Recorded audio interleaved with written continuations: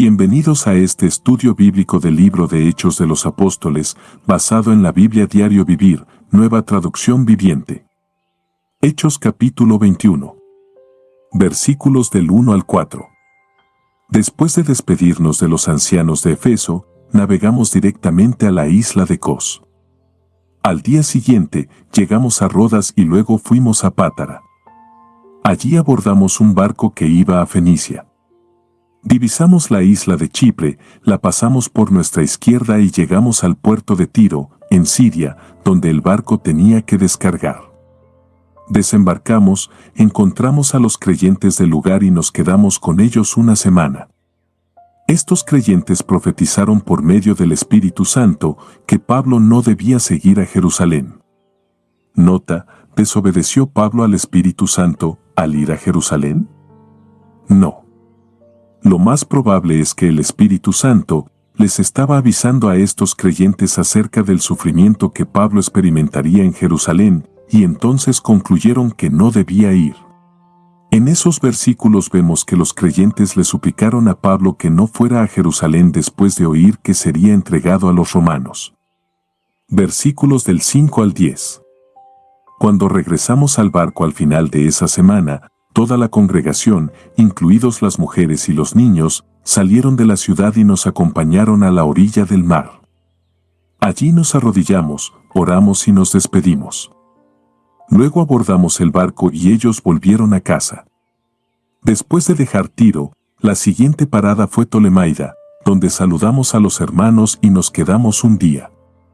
Al día siguiente, continuamos hasta Cesarea y nos quedamos en la casa de Felipe el Evangelista, uno de los 7 hombres que habían sido elegidos para distribuir los alimentos. Tenía 4 hijas solteras que habían recibido el don de profecía. Varios días después, llegó de Judea un hombre llamado Ágabo, quien también tenía el don de profecía.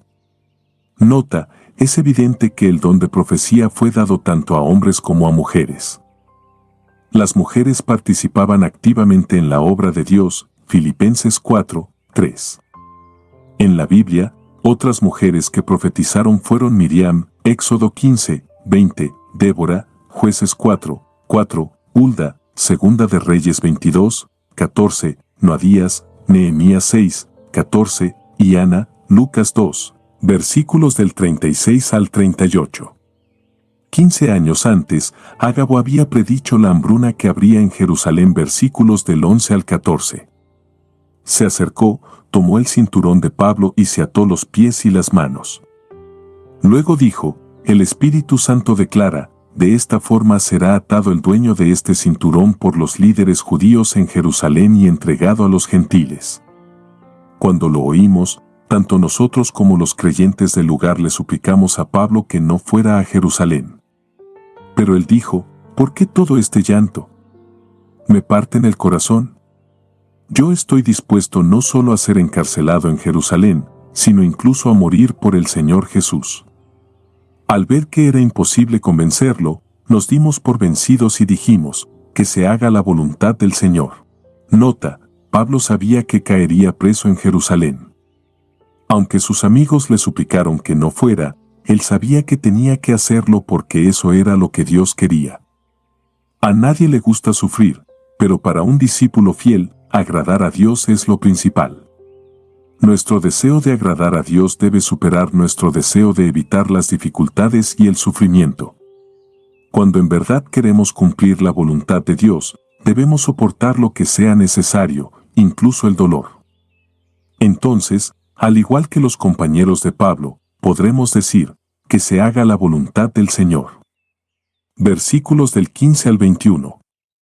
Después de esto, empacamos nuestras cosas y salimos hacia Jerusalén. Algunos creyentes de Cesarea nos acompañaron y nos llevaron a la casa de Mnasón, un hombre originario de Chipre y uno de los primeros creyentes. Cuando llegamos, los hermanos de Jerusalén nos dieron una calurosa bienvenida. Al día siguiente, Pablo fue con nosotros para encontrarnos con Santiago, y todos los ancianos de la iglesia de Jerusalén estaban presentes. Después de saludarlos, Pablo dio un informe detallado de las cosas que Dios había realizado entre los gentiles mediante su ministerio.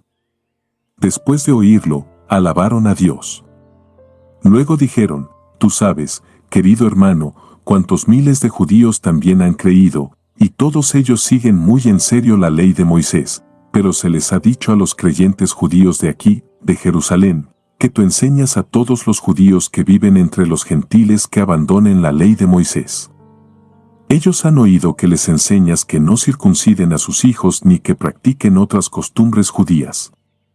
Nota: Santiago, hermano de Jesús, era el líder de la iglesia de Jerusalén.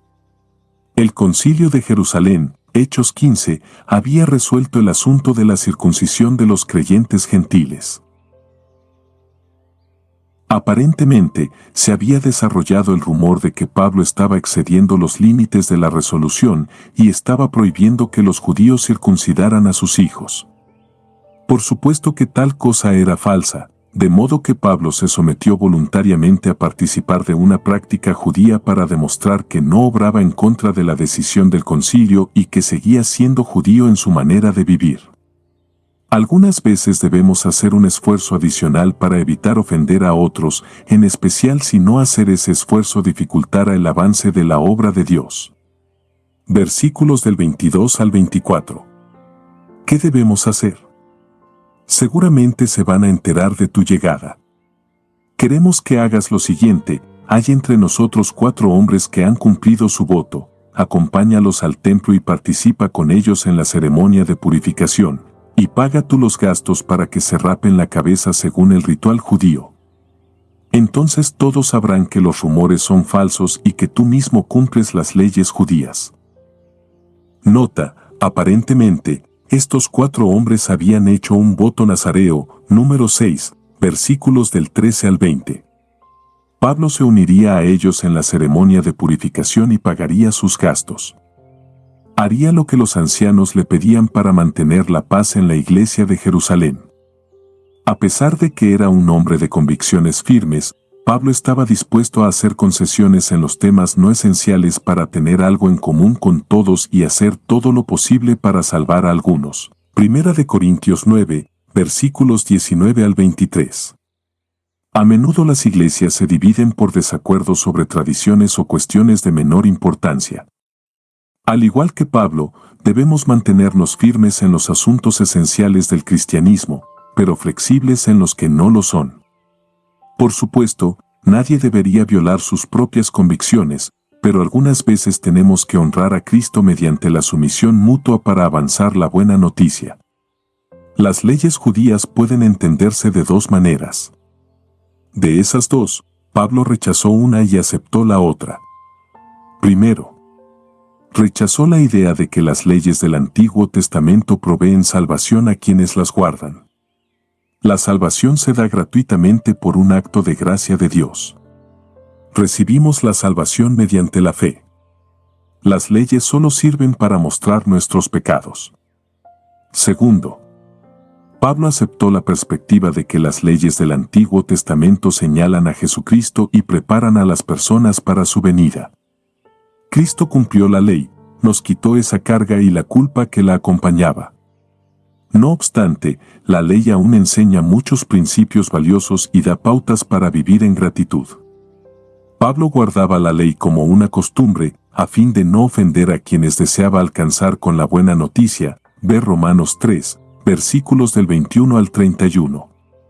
Versículos del 25 al 31. En cuanto a los creyentes gentiles, ellos deben hacer lo que ya les dijimos en una carta: abstenerse de comer alimentos ofrecidos a ídolos, de consumir sangre o la carne de animales estrangulados, y de la inmoralidad sexual. Así que, al día siguiente, Pablo fue al templo con los otros hombres. Ya comenzado el ritual de purificación, anunció públicamente la fecha en que se cumpliría el tiempo de los votos y se ofrecerían sacrificios por cada uno de los hombres. Cuando estaban por cumplirse los 7 días del voto, unos judíos de la provincia de Asia vieron a Pablo en el templo e incitaron a una turba en su contra. Lo agarraron mientras gritaban: «Hombres de Israel, ayúdennos. Este es el hombre que predica en contra de nuestro pueblo en todas partes y les dice a todos que desobedezcan las leyes judías. Habla en contra del templo, y hasta profana este lugar santo llevando gentiles adentro. Pues más temprano ese mismo día lo habían visto en la ciudad con Trófimo, un gentil de Efeso, y supusieron que Pablo lo había llevado al templo. Toda la ciudad fue estremecida por estas acusaciones y se desencadenó un gran disturbio. Agarraron a Pablo y lo arrastraron fuera del templo e inmediatamente cerraron las puertas detrás de él. Cuando estaban a punto de matarlo, le llegó al comandante del regimiento romano la noticia de que toda Jerusalén estaba alborotada. Nota: dado que Jerusalén estaba bajo el control de Roma, las autoridades romanas investigarían cualquier disturbio en la ciudad. En ese tiempo, el oficial romano de más alto rango en Jerusalén era Claudio Lisias, comandante del regimiento de soldados romanos. Versículos del 32 al 38. De inmediato el comandante llamó a sus soldados y oficiales y corrió entre la multitud. Cuando la turba vio que venían el comandante y las tropas, dejaron de golpear a Pablo. Luego el comandante lo arrestó y ordenó que lo sujetaran con 2 cadenas. Le preguntó a la multitud quién era él y qué había hecho. Unos gritaban una cosa y otros otra. Como no pudo averiguar la verdad entre todo el alboroto y la confusión, ordenó que llevaran a Pablo a la fortaleza. Cuando Pablo llegó a las escaleras, la turba se puso tan violenta que los soldados tuvieron que levantarlo sobre sus hombros para protegerlo. Y la multitud seguía gritando desde atrás: «¡Mátenlo!».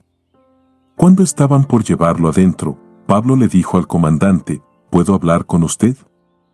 «¿Hablas griego?», le preguntó el comandante, sorprendido.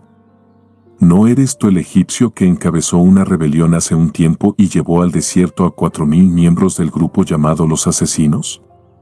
Nota: al hablar en griego, Pablo mostró que era un hombre culto y educado, no un rebelde cualquiera que provocaba disturbios en la calle. El uso de ese idioma captó la atención del comandante, le sirvió de protección y le dio la oportunidad de presentar su defensa. El historiador Josefo escribió acerca de un egipcio que había encabezado una revuelta de 4.000 personas en Jerusalén en el 54 después de Cristo y luego había desaparecido. El comandante supuso que Pablo era ese rebelde. Versículos del 39 al 40. «No», contestó Pablo, «soy judío y ciudadano de Tarso de Cilicia, que es una ciudad importante. Por favor, permítame hablar con esta gente». El comandante estuvo de acuerdo, entonces Pablo se puso de pie en las escaleras e hizo señas para pedir silencio. Pronto un gran silencio envolvió a la multitud, y Pablo se dirigió a la gente en su propia lengua, en arameo. Nota: Pablo hablaba en arameo, el lenguaje común de los judíos en Judea. Lo hizo no solo para comunicarse en la lengua de sus oyentes, sino también para demostrar que era un judío devoto que respetaba las leyes y las costumbres judías. Les habló en griego a los oficiales romanos y en arameo a los judíos. Sigamos leyendo y estudiando juntos la palabra de Dios. No olvides suscribirte, activar la campanita y compartir este mensaje con tus seres queridos. Hasta el próximo episodio.